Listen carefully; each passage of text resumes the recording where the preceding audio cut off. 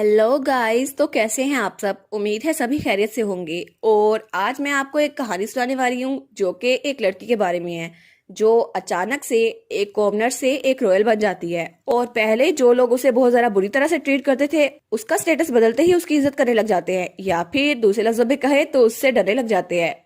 और उस कहानी का नाम है सिंड्रेला वज़न मी। और ये कहानी एक स्ट्रॉन्ग फीमेल लीड के बारे में है। और हमारा मेल लीड वो दिखने में तो कमजोर है लेकिन असल में वो बहुत ही ज्यादा ताकतवर है। तो चले बिना किसी देर के कहानी को शुरू करते हैं।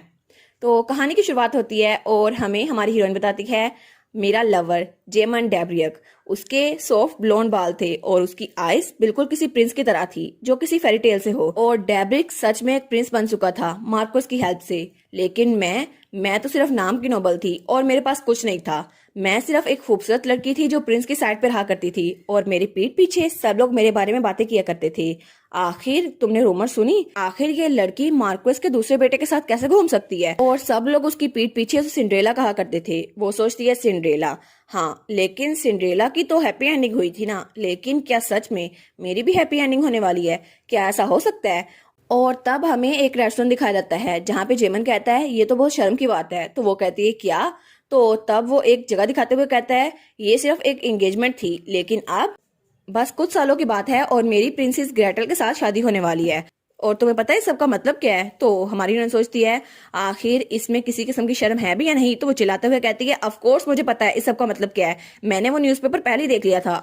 तो वो कहता है मुझे माफ कर दो, मैंने तुम्हें एडवांस में नहीं बताया लेकिन मेरे पास कोई मौका नहीं था इस बात को बताने के लिए। वो कहती है मौका? वो कहते हैं ऑफ कोर्स, वैसे भी मुझे मार्कस के वारिस के तौर पर अपनी पोजीशन को सिक्योर करना था इसलिए मुझे प्रिंसेस के साथ शादी करनी पड़ रही थी। और तुम्हें पता है ना टेरल, तुम पता है कि मैं अपनी माँ से कितना ज्यादा प्यार करता हूँ और तुम इस बात को भी जानती हो कि मेरी माँ उस आदमी की वजह से कितना ज्यादा सफर हुई है। तो हमारी हीरोइन सोचती है आखिर मुझे कैसे नहीं पता होगा क्योंकि मैं ये सुन सुन के थक गई हूँ। और तब वो बताती है कि जेमन का एक बड़ा भाई है लेकिन जब जेमन पैदा हुआ एक रिलेटिव का बच्चा उनके घर आया रहने के लिए और उसका नाम था सेसियो डैब्रिक। वो ना तो चल सकता था ना ही बोल सकता था। तो वो कैसे मार्कोस का सक्सेसर बन सकता है? ये स्टोरी तो हर किसी को पता है लेकिन चाहे जो भी हो मार्शनेस वो तो उससे बहुत ज्यादा नफरत करती थी और वो अपने बेटे के कान भी ऐसे भरा करती थी। याद रखना जेमन, वो तुमसे हर चीज चुरा लेगा। तो तब वो कहता है लेकिन मदर को सब लोग पागल समझते थे और मैं इस डर से जीता रहता था कि मुझे बाहर ना धकेल दिया जाए। लेकिन ड्यूक ग्रेटल ने मुझसे वादा किया कि मुझे मार्कोस का टाइटल दे दिया जाएगा। तो तब हमारी हीरोइन का हाथ कांप रहा था। वो कहती है क्या सच में जो कुछ तुमने मुझे कहा था तुम मुझसे प्यार करते हो वो झूठ था? वो कहता है नहीं नहीं ऐसा नहीं है टेरल, लेकिन तुम मेरे लिए बहुत ज्यादा प्रीशियस थी। फिर वो कहता है लेकिन तुम मेरी माँ की तरह प्रीशियस नहीं हो। तो तब वो बड़ी फीकी स्माइल करती है और वो सोचती है अच्छा तो मैं ये सिर्फ यही सुनने के लिए यहाँ पर आई हूँ। और तब वो चाय का कप उठाती है और उसके सर पे डाल देती है। वो कहती है अगर मुझे मार्कस बनना ही पड़ता तो तुम्हारी माँ फिर भी तो उनके साथ ऐसे ही होना था। तो तब वो उसके ऊपर चाय डालकर वहां से चली गई थी। और तब वो जाते हुए कहती है तुम बिल्कुल तबाह हो चुके हो जीमन। तो तब उसे कहता है टेरल, लेकिन टेरल वहां से निकल गई थी। और वो सोचती है ये हालवे बिल्कुल खामोश है और सब लोग की नजरें मुझ पर ही हैं और वो सब लोग बोलते हैं, हालांकि वो कुछ बोलते नहीं हैं लेकिन मेरे पीठ पीछे वो मुझ पे हंसते हैं कि मुझे अपनी जगह नहीं पता थी। आखिर वो मेरा कितना मजाक उड़ा सकते हैं। और तब वो वहां से बाहर निकलती है और वो कहती है आखिर में हमारा ब्रेकअप हो गया और जेमन वो कोई ऐसा है जो मुझे कभी भी उठा के बाहर पहन सकता है। और तब वो आसमान पे देखती है तो उसकी आंखों पे रोशनी पड़ रही थी और तभी वहां पर वो व्हील चेयर में कोई उसकी तरफ बढ़ता है। तो जब वो वहां पर देखती है तो वहां पर एक लड़का था। तो तब वो सोचती है यही है वो डिसेबल और म्यूट जो ना बोल सकता है ना चल सकता है, और ये है सेसियो डैब्रिक। और तब उसकी तरफ देखता है तो तब वो कहती है क्या अब इसे क्या चाहिए? तो तब उसकी तरफ एक रुमाल बढ़ाता है और हमारी हीरोइन वो रो रही थी। मैं बहुत जरा बेवकूफ लग रही हूँ है ना? मुझे उस न्यूज़पेपर को पढ़ते ही वहां से निकल जाना चाहिए था लेकिन मैंने उसका इंतजार किया ताकि वो मेरी बेइज्जती कर सके। तो सेसियो का एक्सप्रेशन बहुत ज्यादा सैड हो गए थे। तो वो कहती है क्या तुम मुझ पे रहम खा रहे हो? लेकिन उसने उसकी तरफ रुमाल बढ़ाया हुआ था। तो वो कहती है मुझे यकीन नहीं होता कि मैं अपना गुस्सा एक गलत इंसान पर निकाल रही हूँ, मैं बिल्कुल पागल हूँ, मुझे माफ कर दो, मैंने तुम पे अपना गुस्सा निकाला। और तब उस रुमाल को पकड़ लेती है और तब वो वहां जाते हुए सोचती है मुझे तो बहुत ज्यादा चक्कर आ रहे हैं, मुझे नहीं पता ये गर्मी की वजह से है या फिर मेरा दिल टूटा है इस वजह से। और वो सोचती है जब मैं वापस चले जाऊंगी तो मोम को मेरा चेहरा देखकर बहुत ज्यादा फिक्र होगी और अगर मोम ने पूछा तो मैं उनसे कहूंगी कि मैंने एक सैड प्ले देखा था इस वजह से मैं थोड़ा रो कर आई हूँ। लेकिन ये सारे एक्सक्यूज जो मैंने तैयार किए थे ये उस वक्त दम तोड़ गए जब मैं अपने घर पहुंची। और तब वो वहां पर देखती है तो वो बहुत ज्यादा हैरान रह जाती है क्योंकि वहां पर बहुत ज्यादा लोग खड़े थे। वो कहती है क्या आखिर यहाँ पर हुआ क्या? और वहां पर एक बग्गी थी और घोड़ा बहुत ज्यादा खतरनाक लग रहा था। वो सोचती है आखिर ये सारे लोग कौन है? और मोम वो तो अंदर ही थी ना। और वो सोचती है लेकिन अभी के लिए मुझे सिचुएशन को समझना होगा, और सब लोग घूर के उसकी तरफ देखते हैं। तब एक आदमी चलता हुआ उसके पास आता है और कहता है, ओहो, तो मैं बहुत ज्यादा सरप्राइज हूँ, अब मैं तुम्हें करीब से देख रहा हूँ, तुम तो बिल्कुल उनकी तरह लगती हो।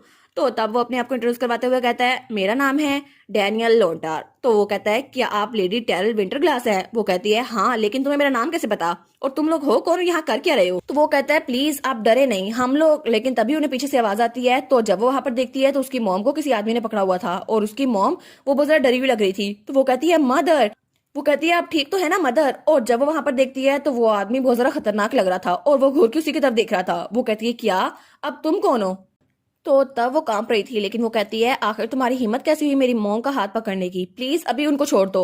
और वो सोचती है, मैं तो जरा नर्वस हूँ, मेरी आवाज भी कांप रही है। तो वो आदमी उसकी तरफ देखते हैं और कहता है, मदर, ऐसा लगता है तुम्हें अभी तक नहीं पता क्योंकि मैं तुम्हारा। लेकिन तभी उसकी मॉम उसका हाथ छुड़वाकर उसकी तरफ आ जाती है। वो कहती है, इसका तुम्हारे साथ कोई ताल्लुक नहीं है, और वैसे भी ये तुम्हारी बेटी नहीं है, मैंने किसी और से शादी की थी, ये उसकी बेटी है, और मैं बिल्कुल चुप नहीं रहूंगी अगर तुमने उसे हाथ लगाने की हिम्मत भी की। तो वो कहता है, तुम्हारा क्या मतलब कि उसका मेरे साथ कोई ताल्लुक नहीं है? तुम इसको देख भी रही हो, ये बिल्कुल मेरी तरह दिखती है। तो वो कहती है, क्या? तो वो आदमी कहता है, हाँ बिल्कुल, तुम बिल्कुल मेरी तरह दिखती हो। और वो सोचती है, आज ही मेरा ब्रेकअप हुआ, और आज एक पता नहीं कहाँ से असैसिन आ गया, आखिर ये क्या कह रहा है, और मुझे तो इसके अल्फाज की समझ नहीं आ रही, लेकिन इसने जो भी कहा फिर भी ये कितना ज्यादा डरावना लग रहा है। तो तब वो कहता है, तुम्हारा हेयर कलर और फेशियल फीचर ये बिल्कुल मेरी तरह मिलते हैं, हालांकि तुम्हारा माना औरा ये भी सेम टू सेम मेरी तरह है, और तुम कैसे कह सकती हो, इसमें बिल्कुल भी कोई डाउट नहीं है। तो उसकी माँ कहती है, बिल्कुल नहीं, योर हाइनेस और टेरल ये बिल्कुल भी रिलेटेड नहीं है। तो हमारी सोचती है, क्या योर हाइनेस? अभी मेरी मॉम ने इसका नाम क्या लिया, रिहान, ये तो ड्यूक ऑफ द नॉर्थ है ना? तो वो कहता है, आखिर तुम इस बात को कितना मर्जी झुटलाओ, लेकिन ये बिल्कुल मीनिंगलेस है। तो वो कहती है, रिहान, ये तो कंट्री के नॉर्दर्न साउथ पे एक जगह है ना जहाँ पे ड्यूक रहता है, लेकिन मैंने सुना था वो बहुत ज्यादा खतरनाक है, और जहां तक मुझे पता है जनरल सोल्जर्स उनके पास तो माना होता है जिसको वो कंट्रोल कर सकते हैं, और ड्यूक उसको तो वार के दरमियान एक मॉन्स्टर लाइक हीरो की वजह से जाना जाता था, और उसके पास इतनी ज्यादा पावर थी कि वो वार में आराम से जीत सकता था, और वो टाइटल के हिसाब से सबसे ज्यादा बड़ी फैमिली है, और एम्पायर में सबसे ज्यादा टेरिटरीज भी इनके पास है। लेकिन मैंने ऐसी रूमर सुनी है कि एम्पर भी उनके कदमों के नीचे झुका हुआ है, लेकिन आखिर कोई ऐसा मेरे घर में क्या कर रहा है? तो तब उसका बाजू पकड़ता है और कहता है, टेरल विंटर ग्लास, तुम मेरी बेटी हो, मुझे इस बात का पूरा यकीन है। तो वो कहती है, क्या, टेरल विंटर ग्लास, लेकिन आखिर मैं इसकी बेटी कैसे हो सकती हूँ, और मेरी मॉम ने तो कहा था कि मेरे डैड मर चुके हैं। लेकिन वो अपनी मॉम की तरफ देखती है तो वो थोड़ी घबराई हुई लग रही थी। वो सोचती है, मॉम का चेहरा तो बिल्कुल पीला पड़ चुका है, क्या सच में? मुझे ये ना बताएं कि ये सच में मेरा फादर है। तो वो कहती है, लेकिन अगर तुम यहाँ पर आए हो तो क्या मतलब, तुम सच में? तो पीछे से बटलर कहता है, his highness duke of Rihan आपके फादर है माई लेडी। तो वो कहती है, नो वे, ये सच नहीं हो सकता है ना? वो सोचती है, मुझे काम रहना होगा जितना जरा हो सके उतना। तो वो कहती है, आप नॉर्थ के ड्यूक है ना, आपका नाम रिहान है ना? लेकिन आखिर आप मुझे इतने अरसे बाद अब क्यों ढूंढने आए? तो वो कहती है, क्या आप ये कह रहे हैं कि आप 20 सालों बाद मुझे ढूंढने आए हैं, है ना? वो कहता है, हाँ बिल्कुल, अनफॉर्चुनेटली ये बात बिल्कुल सच है। तो वो कहती है, नहीं, ये बात बिल्कुल झूठ है, मेरी बायोलॉजिकल फादर वो तो अपनी एक्स वाइफ और मेरी मॉम के दरमियान कंफ्यूज थे, और उन्होंने तो मेरी मॉम की तरफ बढ़ने वाले एक आदमी को भी खिड़की से नीचे गिरा दिया था, और आप यहाँ पर आए हैं, आप बिल्कुल एक बीस की तरह है क्योंकि आप जेलस हो रहे हैं, है ना? और वैसे भी आपने मॉम से कहा था कि आपको वो और मैं नहीं चाहिए, और आपने मेरी मॉम को छोड़ दिया क्योंकि आपने कहा वो ट्रैश है। तो वो कहता है, क्या ये सब कुछ मैंने कहा था? तो बटलर कहता है, आई एम सपोज कि यहाँ पे कुछ भी सच नहीं है, आपको गलतफहमी हुई है। तो तब वो कहता है, बकवास बंद करो डैनियल। तो वो कहती है, लेकिन मैंने ये सब कुछ सुना था, और मैंने ये भी सुना कि आप मर चुके हैं। तो ड्यूक अपना बाजू छुड़वाते हुए उसका हाथ पकड़ता है। वो कहता है, यहाँ बहुत सारी चीजें जो मुझे तुम्हें बतानी है, इसलिए चलो हमें बात करनी है। तो वो कहती है, आखिर आप मेरे फादर कैसे हो सकते हैं? तो वो कहता है, मुझे तो ये भी नहीं पता कि तुम इस बात को डिनाई क्यों कर रही हो, लेकिन क्या तुमने अपनी पूरी जिंदगी कभी भी आईना नहीं देखा? तो तब वो चुटकी बताता है, कहता है, डैनियल। तो डैनियल वहां पे मिरर ले आया था। वो कहती है, आखिर कौन सा इंसान अपने इर्द गिर्द मिरर लेकर घूमता है? तो तब वो शीशे में अपने आप को देखती है, और तब वो अपने फीचर्स को देखती है और उस आदमी को देखती है। वो सोचती है, मैं तो बिल्कुल सेम टू सेम इसकी तरह दिखती हूँ। तो तब अपनी माँ की तरफ देखती है और कहती है, मदर, क्या सच में ये आदमी? तो वो कहती है, नहीं टेरल, तुम्हारे फादर मर चुके हैं, और प्लीज किसी भी ऐसे इंसान की बात पे यकीन ना करना जिसकी शक्ल तुमसे मिलती हो। तो उसका फादर कहता है, तुमने हमारी बेटी को बिल्कुल पागल समझ रखा है। तो उसकी माँ चिल्ला कहती है, राशिद प्लीज ऐसा मत करो। तो उसका फादर कहता है, फाइनली कम से कम तुमने मेरा नाम तो लिया, मैं बहुत ज्यादा खुश हूँ, लेकिन हम ये सारी बातें बाद में करेंगे, अभी के लिए हमें यहाँ चलना चाहिए। तो तब उसे उठाते हुए कहता है, इन दोनों को कैच में बिठाओ, हम लोग अभी के अभी नॉर्थ जा रहे हैं। तो तब पीछे से एक लड़की कहती है, आपसे मिलकर बहुत ज्यादा खुशी हुई माई लेडी। वो कहती है, मेरा नाम है एंडोरा ग्रेनल, और मैं आपको कैच तक लेकर जाऊंगी। तो तब उसको कैच में बिठाती है। तो हमारी फ्रेंड कहती है आखिर हम लोग जा कहाँ रहे हैं? तो वो कहती है व्हाइट पूल, हम लोग वहीं जा रहे हैं। वो सोचती है व्हाइट पूल, ये तो एम्पायर के नॉर्दर्न मोस्ट जगह पर है ना, रिहान डची। तो क्या सच में वो पागल हो गया है, वो मुझे वहां पर लेके जा रहा है? तो तब उसका फादर उसको देखता है, वो कहता है अब छुपना खत्म हुआ हो तो हम लोग चलो वापस घर चलते हैं। और तब अपना मैजिक यूज करता है और वहां पर एक पोर्टल खुलाया था और वो कहता है वापस घर जाने का टाइम हो गया है। और तब उसके घोड़े आगे बढ़ते हैं और हमारी हीरोइन उसको देखती है। तो वो पलक झपकते ही बर्फानी इलाके में पहुंच चुके थे। वो कहती है क्या? तो ये है व्हाइट पूल, और वहां पे बहुत बड़ा मेंशन था। तो तब वो अंदर आ गई थी। वो सोचती है हर तरफ सिर्फ बर्फ ही बर्फ है, हर कहीं सिर्फ व्हाइट जगह है, और ये ड्यूक रिहान का कैसल है। और जब मैं यहाँ पर पहुंची तो मुझे मदर और ड्यूक रिहान के दरमियान गलतफहमी का पता चला। मेरे लिए ये एक्सेप्ट करना बहुत ज्यादा मुश्किल था, लेकिन ये हो गया। तभी से बाहर से आवाज आती है मुझे जाने दो। तो तब वहां पर देखती है तो उसका फादर उसकी मॉम वहां पर खड़ी थी। वो कहती है मैंने तुम्हें कहा मुझे यहाँ से जाने दो। तो तब उसके फादर ने उसकी मॉम के हाथ पकड़े हुए थे। वो कहती है मैंने तुम्हें कहा ना, तुमने पहले मुझे जाने दिया था तो अब भी जाने दो।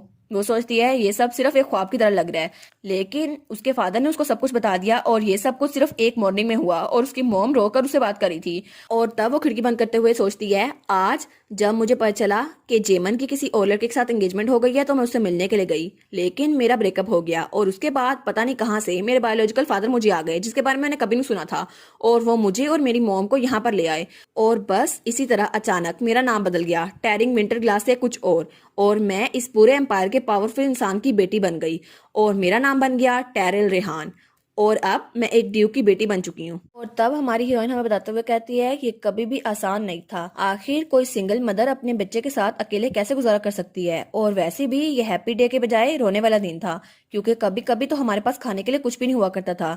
और उन मुश्किल वक्तों पे मुझे नहीं पता था कि मैं अपने बाप को कितनी तरह कर्ज किया करती थी। और अब अचानक वो पता नहीं कहाँ से आ गया और उसने कहा ये सारी मिसअंडरस्टैंडिंग थी, लेकिन मुझे तो बिल्कुल फर्क नहीं पड़ता। लेकिन मेरी मॉम वो मान गई और वो कहती है मुझे नहीं पता था इस बारे में, तुमने मुझे पहले क्यों नहीं बताया? तो उसका डैड कहता है मुझे माफ कर दो ये लिटिल, लेकिन मेरे रैश वर्ड्स की वजह से तुम्हें इतनी ज़्यादा मुश्किलात फेस करनी पड़ी।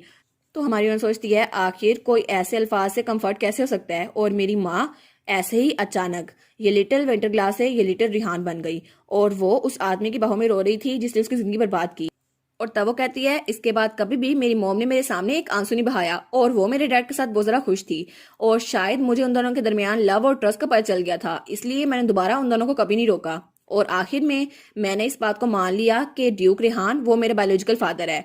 लेकिन ये मेरे लिए बिल्कुल भी आसान नहीं था, क्योंकि मेरे मॉम और डैड वो बहुत ज्यादा लवी डवी थे। और उसके बाद सर्वेंट्स का सिंसियर एटीट्यूड और वो मेरे पीठ पीछे बात नहीं करते थे, ये बात मुझे बिल्कुल भी परेशानी करने लगी। लेकिन सबसे ज्यादा मुश्किल चीज थी मेरी ट्रेनिंग। और तब वो वहां लेटी हुई थी। वो सोचती है ड्यूक रेहान तो बिल्कुल पागल हो गया है।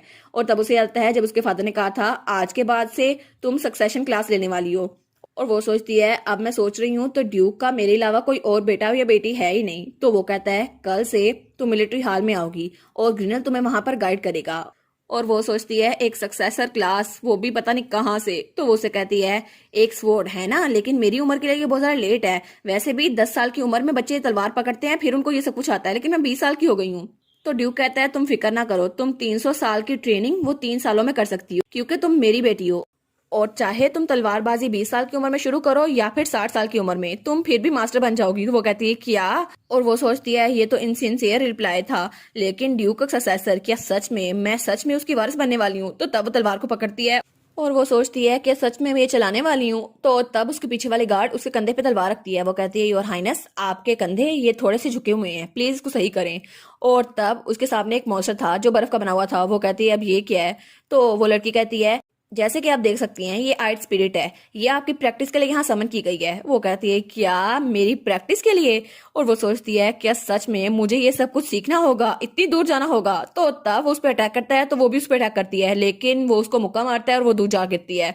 वो सोचती है आखिर मेरा डैड वो रिहान गाय, उसका मसला क्या है, क्यों मेरी जिंदगी खराब किए जा रहा है? और उसके बाद वो कहती है जैसे ही मैं अपनी आंखें खोलती हूँ सुबह के वक्त मुझे पॉलिटिक्स और इकोनॉमिक क्लास को स्टडी करना पड़ता है, और उसके बाद मुझे स्वॉर्डमैनशिप सीखनी पड़ती है, और दोपहर के वक्त मुझे मैजिक सीखना पड़ता है, और उसके बाद जब सूरज गरूब होता है मैं फिर से बेसिक ट्रेनिंग करती हूँ, और सोने से पहले मैं टेस्ट देती हूँ ताकि मेरी पढ़ाई हो सके। लेकिन जैसे ही मैं बेड पे गिरती हूँ मैं सो जाती हूँ, फिर मुझे होश नहीं रहता कि मैं कहाँ पर हूँ, और फिर से वही साइकिल रिपीट होता है। और तब उस पर अटैक करती है और वो मॉन्स्टर उसके सामने खड़ा था। तो तब ड्यूक रेहान आता है। वो कहता है मैंने सुना था कि तुमने बेसिक सीख ली है, तो चलो अब नाइट्स के साथ ट्रेनिंग करो। वो कहती है क्या अब नाइट्स के साथ ट्रेनिंग करनी पड़ेगी? वो सोचती है ऐसा लगता है इसने अपने दिमाग में पहले आइडिया बना लिया था कि मुझे नाइट्स के साथ लड़वाना है। तो एक नाइट वहां आता है, वो कहता है प्लीज मेरा ध्यान रखिएगा लेडी टैरल। वो कहती है शुरू में तो मैंने सोचा था कि ड्यूक डेराट वो मुझे धमकी देगा, लेकिन उसका गोल डिसअपीयर हो जाएगा, अब तो वो मेरे पीछे ही पड़ गया है। वो कहती है एक पूरा महीना ट्रेनिंग करने के बाद मेरा अपोनेंट कितना भी स्केरी क्यों ना हो, लेकिन मुझे लड़ना पड़ता था। तो तब वो वहां बैठी हुई थी, उसका डैड उसके सामने खड़ा था। वो कहती है आप लोग की तो अच्छी शादी हो गई है ना, तो आखिर मेरा कोई छोटा बहन भाई क्यों नहीं है, और वैसे भी आप मुझे हरास करना कब बंद करेंगे? तो ड्यूक कहता है बिल्कुल नहीं, तुम्हारी मॉम वो बहुत जरा वीक है, इसलिए ऐसा कुछ नहीं होने वाला। वैसे भी मेरे पास तुम हो ना मेरे सक्सेसर के तौर पर, तो मैं और रिस्क क्यों लूं? तो वो कहती है लेकिन आपने ये नहीं कहा था कि आपको ऐसे लोग बिल्कुल पसंद नहीं है जो इनकॉम्पिटेंट हो। तो वो कहता है इनकॉम्पिटेंट? तो ड्यूक रेहान कहता है मुझे लगता है तुम्हें कुछ ज्यादा ही फुर्सत मिल गई है। अगर मैं इस बारे में सोचता तो मुझे लगता है मैंने कोई गुनाह कर दिया है। अब तुम्हारी कहानी इतनी ज्यादा बढ़ गई है, तो अब से मैं तुम्हारा अपोनेंट हुआ करूंगा। तो वो सोचती है क्या ये पागल आदमी, ये पागल आदमी, ये पागल आदमी जो मेरा बाप है, आखिर ये मेरे साथ ऐसा कैसे कर सकता है? तो वो सोचती है ये आदमी ये अपनी बीवी और बेटी को इतने सालों से ढूंढ रहा था, लेकिन 20 सालों बाद हम इसे मिले हैं, तो मैं सिर्फ मॉम के साथ सपली में आ गई हूँ, मेरी कोई कदर ही नहीं है। और फिर वो कहती है लेकिन 1 मंथ हो गया जब से मैंने स्पोर्ट्समैनशिप शुरू की है, और तब वो अपनी गार्ड के साथ नीचे आ रही थी। और फिर वो कहती है लेकिन मैं तो पूरे एम्पायर में स्पोर्ट्समैनशिप सीख ही नहीं सकती थी, मेरे लिए ये आसान ही नहीं था ना, मेरे पास इतने पैसे थे। तो उसकी गार्ड कहती है तो इसका मतलब ये होगा कि आप बहुत ज्यादा टैलेंटेड है। वो सोचती है क्या ये सोच रही है कि मुझे मार खाने में बड़ा मजा आता है, इस वजह से मैं बहुत ज्यादा टैलेंटेड हूँ। लेकिन तब हमें अगले दिन का सीन दिखा रहता है जब उसकी टीचर कहती है आज आपके लेसन का आखिरी दिन होगा, वैसे भी आपने सब कुछ सीख लिया है, तो आपके सीखने के लिए कुछ नहीं बचा। वो कहती है क्या अभी तो सिर्फ सीखते हुए 1 महीना हुआ है, मैंने इतना जल्दी सब कुछ सीख लिया? वो कहती है शायद मैंने कुछ गलती कर दी इसलिए आप जा रही हैं, लेकिन पॉलिटिकल साइंस, एटिकेट, डांस, हालांकि सब कुछ भी आपने मुझे सिखाया है। और क्या यहाँ नॉर्थ में स्पोर्ट्समैनशिप को ज्यादा तरजीह दी जाती है? वैसे भी मैंने बाकी चीजें भी सीखनी है, और क्या सच में मैं इतनी जल्दी ये सब कुछ खत्म कर पाऊंगी? तो उसकी टीचर कहती है ये इसलिए क्योंकि आपने सब कुछ बहुत ज्यादा जल्दी सीख लिया, और वैसे भी लेसन्स आपके लिए बिल्कुल मुश्किल नहीं थे। वो कहती है लेकिन मैं तो शुरू से इतनी स्मार्ट नहीं थी, और पहले भी मैं एम्पीरियल एग्जामिनेशन को फेल करती आ रही थी। तो वो कहती है एम्पीरियल पैलेस में करप्शन होती रहती है, तो मुझे नहीं लगता कि आप फेल होती होंगी, मुझे लगता है वो लोग जानबूझ के आपको फेल करते होंगे। वो सोचती है क्या इसका मतलब है कि मैं फेल नहीं होती थी? तो वो लोग ये सब कुछ मेरे साथ कर रहे थे जानबूझ के? क्या सच में कॉमनर होना इतना बड़ा गुनाह है? और वो सोचती है अब तो मुझे सोच के भी बहुत ज्यादा गुस्सा आ रहा है कि मैं इतनी ज्यादा पढ़ाई किया करती थी। तो उसकी टीचर उसकी तरफ देखती है, और उसके बाद वो लोग बाहर आ गए थे और वो अपनी टीचर को अलविदा कर रही थी। तो उसकी टीचर कहती है मैं बहुत अरसे तक आपसे मिल नहीं पाऊंगी। और फिर वो जाते हुए कहती है माई लेडी क्या मैं आपको टॉपिक से हट के कुछ सिखा सकती हूँ? तो वो कहती है क्या क्या चीज? तो वो कहती है मैं आपको बस ये सिखाना चाहती हूँ कि आपको अपना नॉलेज का लेवल इंक्रीज नहीं करना, बस आपको अपनी सेल्फ स्टीम को डेवलप करना है। तो वो कहती है वैसे भी आप नॉर्थ की यंग लेडी हैं ना, आप ड्यूक की वारिस बनने वाली हैं, इसलिए प्लीज अपना ध्यान रखिएगा क्योंकि आप इस पूरे एम्पायर की सबसे ज्यादा नोबल इंसान है। तो तब वो जाते हुए कहती है आपको पढ़ाना मेरे लिए एक ऑनर था माई लेडी। और उसके बाद वो उसके सामने झुकी और उसने ये लफ्ज कहा, लेकिन हमारी हीरोइन वो उसके सामने कोई जवाब नहीं दे पाई क्योंकि उसको खुद भी अपने आप पर कोई यकीन नहीं था। और उसके बाद सीन चल होता है और हमें हमारी हीरोइन कमरे में दिखाई जाती है जो चाय पी रही थी। वो सोचती है मेरी आधी क्लासेस तो खत्म हो गई, तो अब लगता है मैं चैन की सांस ले सकती हूँ। तब उसकी मेड वहां पर आती है, वो कहती है माई लेडी मैं इसको क्लीन कर दूंगी। तो वो कहती है थैंक यू। और तब वहां जाते हुए सोचती है अब तो मुझे पता नहीं चल रहा मुझे क्या करना चाहिए। तो तब वो वहां मेज पे देखती है तो वहां पे एक रुमाल पड़ा था। वो कहती है आखिर ये यहाँ पर कैसे आ गया? और तब उसे याद आती है ये रुमाल तो उसे सैसियो ने दिया था, जेमन के भाई ने। वो कहती है तो मेरे पास अभी भी ये है। और वो सोचती है मुझे तो कभी कभी भूल ही जाता है मैं इतनी ज्यादा बिजी हूँ, लेकिन क्या सच में किसी ने इसे वॉश कर दिया? और वो सोचती है क्या ये सच में ठीक होगा? तो तब उस रुमाल को एक बॉक्स में रख देती है। वो कहती है मुझे इस बारे में फिक्र करने की जरूरत नहीं है, वैसे भी अब मैं यहाँ पर आ चुकी हूँ। तो तब वो कहती है लेकिन अब मैं इस रुमाल को देख रही हूँ तो मुझे सिर्फ एक और इंसान की याद आती है, जेमन डैब्रिक। और वो इंसान जिसने मेरे प्राइड को डिस्ट्रॉय कर दिया वो मेरी जिंदगी का कल्प्रिट है। और तब हमें 2 साल पहले का सीन दिखा रहता है जब स्प्रिंग थी और तब वहां पर बैठी हुई थी। और तब जेमन उसके पास आता है और कहता है क्या तुम इम्पीरियल एग्जाम की तैयारी कर रही हो? वो कहती है हाँ। और तब वो हमें बताती है कि उस साल मैंने एग्जाम को फेल कर दिया और मेरे पास कोई भी नहीं था मेरा सहारा बनने के लिए, लेकिन तभी जेमन वहां पर आया और तभी मैं उसके प्यार में पड़ गई। लेकिन बाद में जब मुझे पता चला कि वो एक मार्कोस है, तब मेरी सच में मटेरियलिस्टिक एक्सपेक्टेशन थी। मुझे लगा था मैं उसके साथ आराम से रहूंगी, मेरी पूरी जिंदगी आराम से गुजर जाएगी और मैं बहुत ज्यादा खुश रहूंगी। मुझे सच में लगा था ऐसा होगा, लेकिन जब मैं उसके घर गई तो वहां पर पार्टी हो रही थी और सब लोग वहां पर थे। और तब जेमन उसे कहता है, रिलैक्स टेरल, तुम आराम से रह सकती हो। तो वो कहती है, वेल ये मेरा पहला वक्त है जब तुम मुझे किसी से इंट्रोड्यूस करवाने वाले हो, मैं बहुत ज्यादा नर्वस हूँ। तो तब उसके सामने उसकी मदर खड़ी थी। वो कहता है, मदर मैं आपसे मिलवाने के लिए किसी को लेके आऊं। तो उसकी मॉम उसकी तरफ देखकर बहुत बुरा मुंह बनाती है। तो जेमन कहता है, ये वही है टेरल जिसके बारे में मैं आपसे बात करना चाहता था। तो हमारी हीरोइन उसके सामने झुकती है और कहती है, मैं आपको ग्रीट करती हूँ मार्शनेस, मेरा नाम है टेरल विंटरग्लास। तो उसकी मॉम उसके मुंह पर थप्पड़ मार देती है। तो वो कहती है, तुम्हारी हिम्मत कैसी हुई एक बैरन की बेटी होकर मेरे बेटे को सेड्यूस करने की। और तब उस पर दोबारा चिल्ला रही थी और उसके ऊपर वाइन फेंकते हुए कहती है, तुम्हें क्या लगा था कि तुम्हारी लाइफ यहाँ पे आराम से गुजर जाएगी। लेकिन जैमन वो अपनी मॉम को संभालता है और वो सोचती है, मार्शनेस वो सच में मुझे बिल्कुल भी पसंद नहीं करती। और तब वो वहां गार्डन में बैठ के रो रही थी और जेमन उसके पास था। वो कहता है, ऐसा लगता है मदर को कोई मिसअंडरस्टैंडिंग हुई है। और तब वो सोचती है, यही थी मेरी क्रूल रियलिटी, मुझे लगा था वो लोग मुझे एक्सेप्ट कर लेंगे लेकिन किसी ने मुझे एक्सेप्ट नहीं किया। तो जेमन कहता है, टेरल प्लीज समझने की कोशिश करो। वो कहती है, क्या ये क्या बात कर रहा है, समझने की मैं कोशिश करूं। और तब वो कहता है, मेरी मॉम उनको थोड़ी फिक्र हो रही होगी तो मैं उनके पास जाता हूँ। तो वो कहती है, क्या उसको मेरे पास रुकना चाहिए था, लेकिन वो अपने मॉम के पास गया। और उसके अगले दिन वहां पे गुलदान टूटा हुआ पड़ा था। तो जेमन दरवाजा खोल के आता है। वो कहता है, आखिर यहाँ पर क्या हो रहा है। तो उसकी मॉम दोबारा से हमारी हीरोइन पे हाथ उठा रही थी। तो पीछे से जेमन कहता है, तुमने क्या किया टेरल। तो उसकी मॉम कहती है, ये वल्गर गर्ल, इसने दोबारा मुझ पे बात की, इसकी हिम्मत कैसे हुई मुझे जवाब देने की। और मैं तो बहुत ज्यादा अपसेट हूँ। तो जेमन अपनी माँ के पास ही था। तो वो कहती है, नहीं मैंने कुछ भी गलत नहीं किया, तुम्हारी मॉम ने बस मुझ पे हाथ उठाया। लेकिन जब उसकी तरफ देखती है तो वो उसकी तरफ बहुत ज्यादा गुस्से से देख रहा था। वो कहता है, टेरल। तो हमारी हीरोइन कहती है, प्लीज मुझ पे यकीन करो ये सच है। लेकिन वो अपनी मॉम के साथ था। वो कहता है, मेरी मॉम मेरे लिए बहुत ज्यादा प्रीशियस है, इसलिए दोबारा कभी भी मेरी मॉम को इंसल्ट करने की कोशिश ना करना। और अगर तुमने ऐसा किया तो मेरे पास कोई चॉइस नहीं होगी हमारे रिलेशनशिप को रिकंसिडर करने की। और तब टेरल वो तो रोई जा रही थी। तो तब वो अपनी मॉम के पास था। कहता है, मॉम क्या आपको चोट लगी है कहीं भी, क्या आप ठीक हैं। तो तब वो कहता है, टेरल तुम अभी ड्राइंग रूम में जाओ, मैं मॉम को काम डाउन करके वहां आता हूँ। और तुम्हारे समझने के लिए थैंक यू। लेकिन टेरल वो तो बहुत ज्यादा उदास हो गई थी। वो सोचती है, आखिर उसने मुझे मारा उसकी मॉम ने, लेकिन जैमिन उसको सिर्फ अपनी मॉम की फिक्र थी। आखिर यहाँ चोट मुझे लगी है लेकिन उसे मेरी बिल्कुल भी परवाह नहीं है। और तब वो वहां से निकल रही थी। तो तब उसके सामने व्हील चेयर पर कोई था। वो कहती है, सैसियो। तो सैसियो बड़ी फिक्रमंदी से उसकी तरफ देखता है। वो कहती है, मैं बिल्कुल ठीक हूँ। लेकिन सैसियो उसकी तरफ देखी जा रहा था। तो वो कहती है, क्या मैं अभी तक इतनी ज्यादा पिटीफुल लग रही हूँ। वो कहती है, मुझे पता है ये बिल्कुल डिफरेंट है, हालांकि लोग हमें कपल कहते हैं लेकिन फिर भी मदर्स तो डिफरेंट होती है ना। जेमन और मार्शनेस्ट उनको गलत फहमी हो गई होगी। और वो सोचती है, आखिर मैं उससे बात भी क्यों कर रही हूँ, वो कौन सा मुझे जवाब देने वाला है। तब वो अपना कोट उतारता है और उसको देता है। वो कहती है, क्या। तो तब वो बड़े प्यार से उसको देख रहा था। वो सोचती है, उसने मेरा ध्यान रखा, उसने मुझे अपना कोट ऑफर किया, ना कि सिंपैथी दिखाने के लिए। और तब अपनी व्हील चेयर दिखेलता हुआ वहां से चल जाता है। वो सोचती है, शायद मुझे उसके कंसिडरेशन के लिए बहुत ज्यादा ग्रेटफुल होना चाहिए। और तब वो सीढ़ी से नीचे उतरने लगती है उस कोट को पहन के। वो सोचती है, मुझे तो पता भी नहीं है कि ऐसा कोई वक्त था। लेकिन तभी वो सीढ़ियों से नीचे उतरने लगती है। वो कहती है, मुझे ड्राइंग रूम जाना होगा, लेकिन सबसे पहले मुझे इस सिचुएशन के लिए माफी मांगनी होगी। तो तभी उसका पाँव फिसलता है और वो धर्म से नीचे गिरने लगती है। वो चिल्लाने लगती है, लेकिन तभी कोई उसका हाथ पकड़ लेता है और तब उसको गिरने सब जाता है। और वो कहती है, क्या जेमन। लेकिन जब उसकी तरफ गौर से देखती है तो वो जेमन नहीं था। वो कहती है, क्या सैसियो। लेकिन आखिर ये इंसान खड़ा कैसे हो सकता है, ये तो बोल भी नहीं सकता और चल भी नहीं सकता, लेकिन इसने मुझे कैसे बचाया। तो टेरल कहती है, सैसियो डेब्रिक, आखिर तुम खड़े कैसे हो सकते हो। लेकिन तभी उसकी आंख खुल जाती है। वो कहती है, क्या मैं ख्वाब देख रही थी। तो असल में ये ख्वाब था, लेकिन आखिर मुझे अचानक इस बारे में ख्वाब क्यों आया। और तब वो हमें बताती है कि रिहान डची में आए हुए मुझे 3 साल गुजर चुके हैं। तो तब उसका डैड वहां पर खड़ा था। तो तब वो कहता है, तुम तो बहुत ज्यादा सरप्राइज लग रही हो मेरी बेटी। तो वो कहती है, आखिर आप यहाँ पर क्यों आए हैं। वो कहता है, मुझे पता नहीं था कि तुम स्टेडियम के दरमियान में सो सकती हो, मुझे यकीन नहीं आता तुम ऐसा कैसे कर सकती हो। और उसके बाद वो भी उसके साथ बैठ गया था। तो तब हमारी हीरोइन कहती है, मुझे यहाँ आए 3 साल हो गए हैं ना। तो उसका फादर कहता है, लेकिन अचानक तुम इस बारे में बात क्यों कर रही हो। वो कहती है, आखिर इतना वक्त गुजर गया है तो आपको अपनी बेटी के लिए पागल होना चाहिए था ना, आप ऐसे कैसे कह सकते हैं कि मैं यहाँ सो रही थी आराम से। वो कहता है, बकवास करना बंद करो, तुम सिर्फ मेरी बेटी नहीं हो, तुम यहाँ की वारिस भी हो। वो कहती है, अच्छा मॉम की कंडीशन कैसी है। तो वो कहता है, इंप्रूवमेंट के कोई साइन नहीं है, लेकिन मैं प्रीस्ट को बुलाने वाला हूँ जैसे मुझे मौका मिला।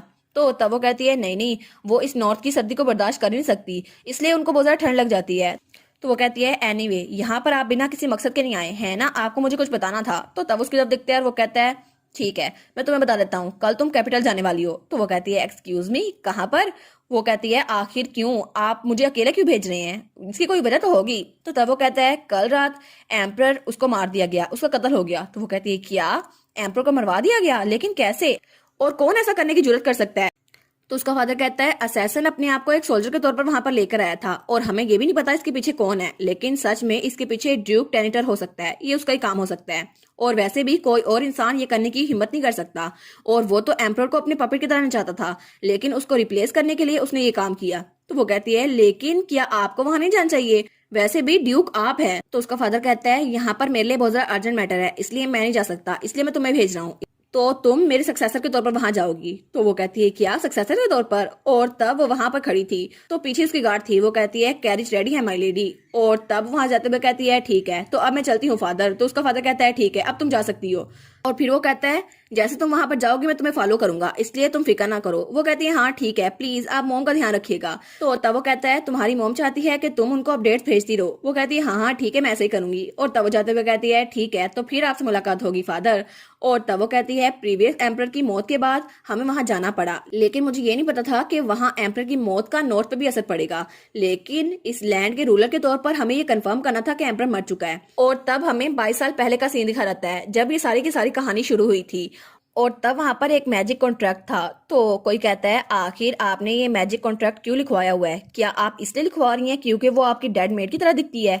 तो वहां पर एक औरत बैठी थी, वो कहती है हाँ बिल्कुल वो लड़की बिल्कुल एबी की तरह दिखती है, और वो बच्ची उसकी माँ वो मेरी मर्ज से मरी थी, इसलिए मैं उसको यहाँ पर रखना चाहती हूँ। और तब हमें ड्यूक रिहान दिखा रहता है जो कि बहुत ज्यादा जवान था। तो तब वो कहती है लेकिन इसकी ये वजह नहीं है ना, आप उसको यहाँ पर लेकर आई नॉर्थ में सिर्फ उसकी जान बचाने के लिए। तो उसकी मॉम कहती है हाँ बिल्कुल अगर मैं मर गई तो तुम्हारे लिए ठीक रहेगा, तुम उसको वापस भेज दो। तो ड्यूक रिहान कहता है लेकिन मॉम आपको तो अपने बारे में फिक्र करने की जरूरत है, आखिर आपको एक यंग मेड के फ्यूचर के बारे में फिक्र करने की इतनी जरूरत क्यों पड़ी हुई है ना, लेकिन तुम्हारा नाम क्या है। और तब वहां पर हमारी हीरोइन की मॉम खड़ी थी, वो कहती है मेरा नाम है ये लिटिल विंटर ग्लास। तो तब वो कहता है ठीक है ये लिटिल, मुझे बहुत ज्यादा खुशी हुई कि मैं तुम्हारे जैसे किसी से मिल पाया जिसे मेरी मॉम पसंद करती है। वो कहता है ये लिटिल विंटर ग्लास ठीक है आपसे तुम एलिजाबेथ रिहान की मेड रहोगी, और तुम्हारा वर्किंग पीरियड तब तक होगा जब तक एलिजाबेथ रिहान मर नहीं जाती, और जब वो गुजर गई तो ये लिटिल विंटर ग्लास तुम फ्री होगी।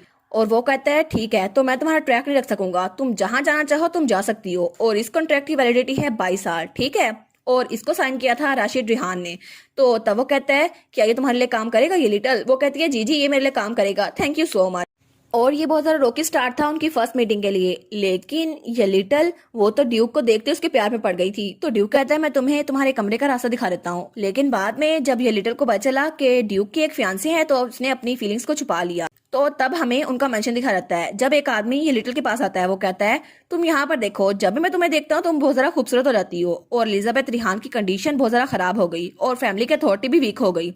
और तब वहां पर एक आदमी आया था, वो कहता है तुम रिहान के कैसल को छोड़कर मेरे साथ क्यों नहीं रहती। और वो था सीनियर काउंसिलमैन, जिसने सोचा था कि ड्यूक रिहान बहुत ज्यादा इजी है और वो एक बच्चा है इसलिए उसको क्रॉस किया जा सकता है। तो ये लिटिल बहुत ज्यादा डर गई थी, वो कहती है आखिर आप क्या कर रहे हैं, मैं ड्यूक को रिपोर्ट करूंगी आपकी। तो वो कहता है ये आखिर तुम्हें क्या लगा राशिद वो कुछ नहीं कर सकता, और वैसे भी उसके पास सिर्फ स्पोर्ट है, उसके अलावा वो कुछ नहीं कर सकता। तो तब पीछे से ड्यूक रिहान आ गया था, वो कहता है ओए तुम्हारी हिम्मत कैसे हुई, मुझे लगता है तुम्हें किस बारे में गलत फहमी हो गई है। तो वो कहता है क्या, वो कहता है तुम दोबारा इस बारे में कहने की कोशिश क्यों नहीं करती। और तब वो खिड़की से बाहर उस आदमी को फेंक देता है और आदमी चिल्लाता है, और फिर ड्यूक ने उस आदमी को बाहर फेंक दिया था, काउंसिल के आदमी को। तब वो ये लिटिल की तरफ देखता है और कहता है ये लिटिल क्या तुम ठीक हो। वो कहती है जी मैं ठीक हूँ। तो तब उसके तरफ बढ़ते हुए कहता है तुम्हें उसको चांस देने के बजाय मुझे चूज करना चाहिए। और तब राशिद ने अपने फियांसे को अपनी एंगेजमेंट को तोड़ दिया था, और तब उसने ये लिटिल को प्रपोज किया था क्योंकि ये लिटिल जैसे चाहती थी, उसने ड्यूक का दिल जीत लिया था।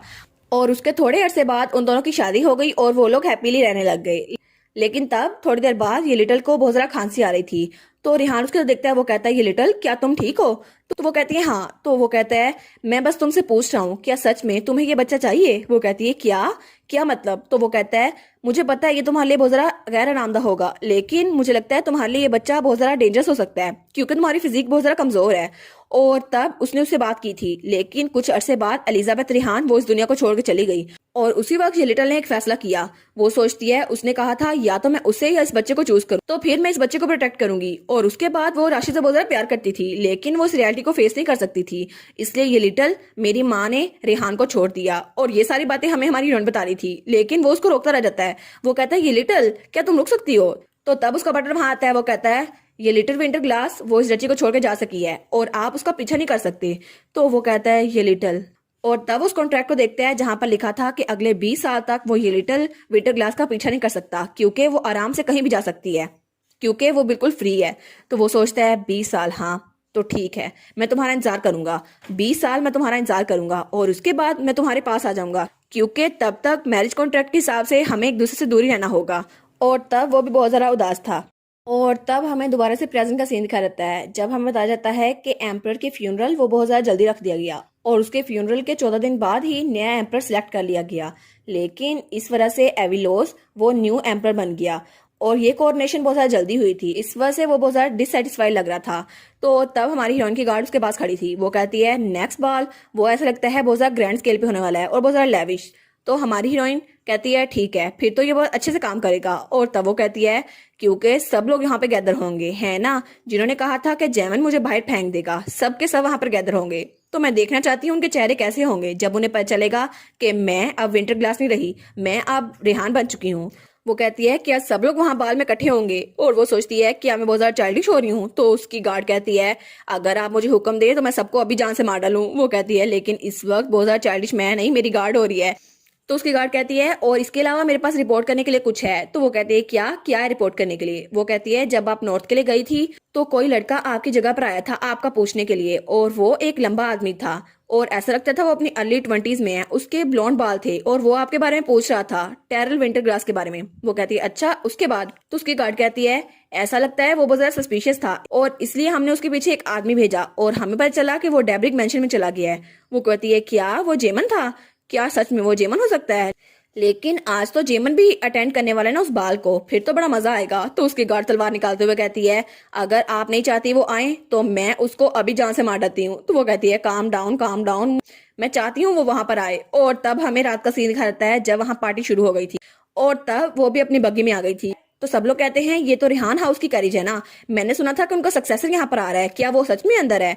तो तब कोचवान कहता है हम लोग इस जगह पे जल्दी पहुंचने वाले हैं। तो उसकी गार्ड कहती है हम समझ गए। तो हमारी हीरोइन कहती है सब लोग मेरे बारे में क्यूरियस होंगे, है ना। वो कहती है जी बिल्कुल, सबको पता है रेहान ड्यूक बहुत ज्यादा मिस्टीरियस और स्ट्रॉन्ग है। तो तब वो बाहर बाहर देखती है और वो सोचती है एम्पर सच में बहुत दूर तक चला गया, लेकिन पहले भी वो पपेट के अलावा कुछ भी नहीं था। और तब वो लोग वहां पहुंच चुके थे। तो सर्वेंट कहता है क्या मैं आपका इनविटेशन देख सकता हूँ। तो उसकी गार्ड इनविटेशन निकाल कर उसे देती है और हमारी हीरोइन वहां से बाहर निकलती है। वो कहती है हम लोग ड्यूक रेहान की तरफ से आए हैं। तो वो कहता है क्या टेरल रेहान, तो इसका मतलब है आप लोग ड्यूक की फैमिली से हैं। तो सर्वेंट कहता है प्लीज इस तरफ, आप लोग इस तरफ आए। और तब हमें बाल रूम का सीन दिखा रहता है जहां पर बहुत सारे लोग खड़े थे। तो तब वो आदमी कहता है ड्यूक रेहान की डजी से कोई आया है। तो सब लोग कहते हैं वाओ रेहान डजी से, मुझे पता नहीं था कि रूमर रेहान यहाँ पर आ रहा है। और तब हमारी हीरोइन टेरल रेहान वहां पर आती है और वो आदमी कहता है ड्यूक रेहान की वारिस टेरल राशिद रेहान वो यहाँ पर आ चुकी हैं, आप लोग प्लीज उनको ग्रीट करें। सब लोग कहते हैं क्या रेहान, लेकिन ये तो टेरल विंटर क्लास है ना। तो तब वो अपनी गार्ड के साथ चलते हुए वहां पर आती है और सबको देखती है और सब लोग उसके बारे में बातें किए जा रहे थे और वो वहां आराम से चलते हुए जा रही थी। वो सोचती है इनके चेहरे तो शौक की वजह से बहुत ज्यादा डम लग रहे हैं, इन्होंने ये एक्सपेक्ट नहीं किया था ना कि मैं सच में एक डचेस बन सकती हूँ। तो तब वो वहां से एक ड्रिंक उठाते हुए कहती है थैंक यू, लेकिन तभी वो पीछे मुड़ करके देखती है तो वहां पर उसको कोई नजर आता है। वो कहती है क्या क्या ये सेसियो डेब्रिक है, लेकिन ये यहाँ पर कैसे। और वो सोचती है अभी कुछ अरसे पहले ही मैंने वो ख्वाब देखा था और इससे दोबारा मिलना बहुत ज्यादा अच्छा लगा होगा। लेकिन तभी वहां पर कोई लड़का आता है, वो कहता है विंटर क्लास। तो तब वो वहां पर देखती है तो वहां पर वो लड़का उसको पसीना आ रहा था। वो कहता है तुम तो सच में विंटर क्लास हो। तो तब वो कहती है तुमसे दोबारा मिलकर बड़ी खुशी हुई है ना वाइकाउंट डांटे। तो वो कहता है लेकिन यहाँ पर हो क्या रहा है। तो तब उसकी गार्ड पीछे से आती है तो हमारी हीरोइन कहती है मेरा लास्ट नेम चेंज हो गया है कुछ पर्सनल रीजन की वजह से, अब मैं विंटर क्लास नहीं, अब मैं रेहान बन चुकी हूँ। वो कहता है क्या, तो सच में तुम एक रेहान फैमिली से हो।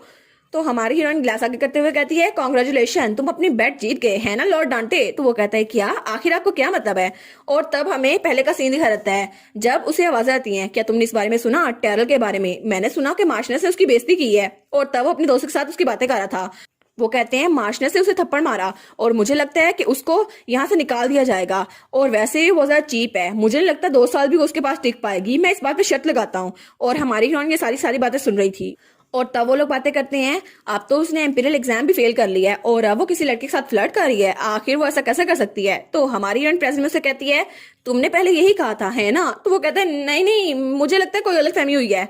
वो कहती है वैसे भी मुझे नहीं पता था तुमने कैसे प्रेडिक्ट किया, ये सिर्फ 2 साल चलने वाला है, लेकिन मैं तुम्हें कंग्रेचुलेशन कहती हूँ। और तब उसे ग्लास पकड़ाते हुए कहती है मैं तुम्हें कंग्रेचुलेशन गिफ्ट बाद में भेज दूंगी। तो वो कहता है क्या, और तब वो वहां बिल्कुल खामोश खड़ा था और उसके गार्ड उसे घूर के देखती है। तो हमारी सोचती है ये कितना जरा रिफ्रेशिंग है ना।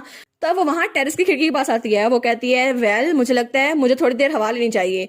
और तब उसे आवाज आती है आखिर तुम्हारे बारे में अच्छा किया है डेब्रिक। तो तब वो दरवाजा खोल के देखती है तो उसे फिर से आवाज आती है तुम अभी भी मार्कोस के बेटे नहीं हो, तुम आखिर ऐसा कैसे कर सकते हो। और वहां पर कोई आदमी खड़ा था जिसके हाथ में बोतल थी। वो कहता है मैं तो तुम्हें ये बता रहा हूँ क्योंकि तुम तो मुझसे भी ज्यादा इंफीरियर हो, आखिर तुम्हारी हिम्मत कैसे हुई इस पार्टी में आने की।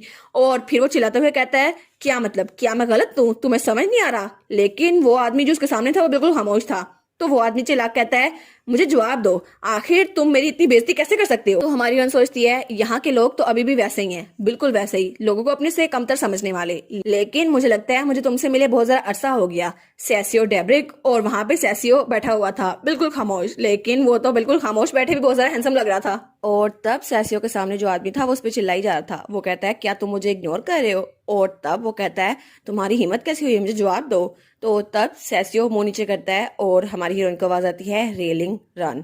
वो कहती है क्या रेलिंग रन, ये किसकी आवाज थी। तो तब वो आदमी कहता है क्या तुम मेरी बात सुन भी रहे हो, मुझे जवाब दो। और तब उस पे हाथ उठाने लगता है, लेकिन तभी हमारी हीरोइन की गार्ड उसका हाथ पकड़ लेती है। तो वो कहता है क्या तुम कर क्या रही हो, क्या तुम मार खाना चाहती हो उसकी जगह। तो तब वो हमारी हीरोइन की तरफ देखती है तो वो उसको कहती है बस जान से ना मारना। तो वो उसका कॉलर पकड़ लेती है। वो आदमी कहता है क्या, मेरा कॉलर छोड़ो, जाने दो मुझे। लेकिन तभी वो उसको वहां से ले जाती है। वो कहता है मैंने कहा ना मुझे जाने दो। तो तब हमारी हीरोइन और सैसियो वहां पर थे। तो वो कहती है बहुत दिनों बाद मिले लॉर्ड सैसियो, मैं तो आपसे ग्रीट करने के लिए आई थी।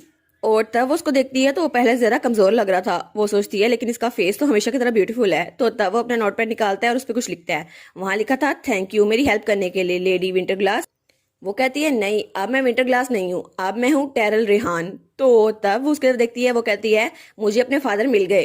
तो वो स्माइल करके उसके तरफ देखता है और फिर वो लिखता है मुझे बहुत जरा खुशी हुई कि आप अच्छा कर रही हैं, आप बिल्कुल ठीक हैं। तो हमारी हीरो सोचती है इसके एक्सप्रेशन लॉर्ड डांटे की तरह बिल्कुल नहीं बदले और ये मेरी पावर के राइज होने से मुझसे डर नहीं रहा और शायद यही रिस्पॉन्स मैं चाहती थी। तो वो कहती है थैंक यू। और वो सोचती है ये कितना ऑकवर्ड लग रहा है ना, मेरे पास तो कहने के लिए कुछ और बचा ही नहीं है। तो तब वो कहती है क्या तुम जेमन के साथ आए हो। लेकिन तभी वो कहती है ओ नो मैंने क्या पूछ लिया, आखिर मुझे क्या पूछना चाहिए था, अब ऐसा लग रहा है मुझे रेगेट्स हो रहे हैं। तो तब वो नोटपैड पे फिर से कुछ लिखता है। वहां लिखा था मैं अपने फादर के साथ आया हूँ लेकिन पता नहीं कोई काम आ गया और वापस चले गए।